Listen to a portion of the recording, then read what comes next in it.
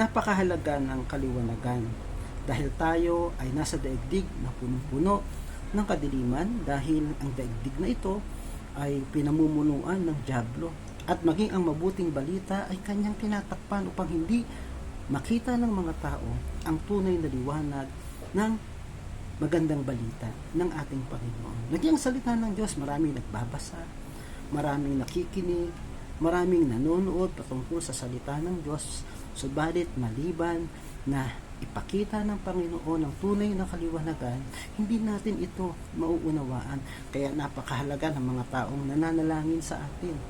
Dahil tayo din ay bunga ng mga panalangin nila. Ipanalangin din natin sila dahil ang panalangin ay nagbubukas ng liwanag. Sabi ng Panginoon, magkaroon ng liwanag at nagkaroon na.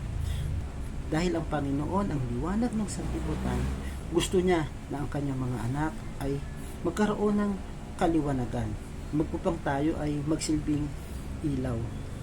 Upang makita ng mga tao ang ating mabubuting gawa at nang makilala nila ang Panginoon na siyang tunay na nagbibigay ng liwanag. Kaya nga kung gusto natin ng tunay na liwanag, lumapat tayo sa liwanag ng sanlibutan. Tanging kay Jesus lamang natin ito pwedeng matakwan. Purihin ng Diyos and God bless.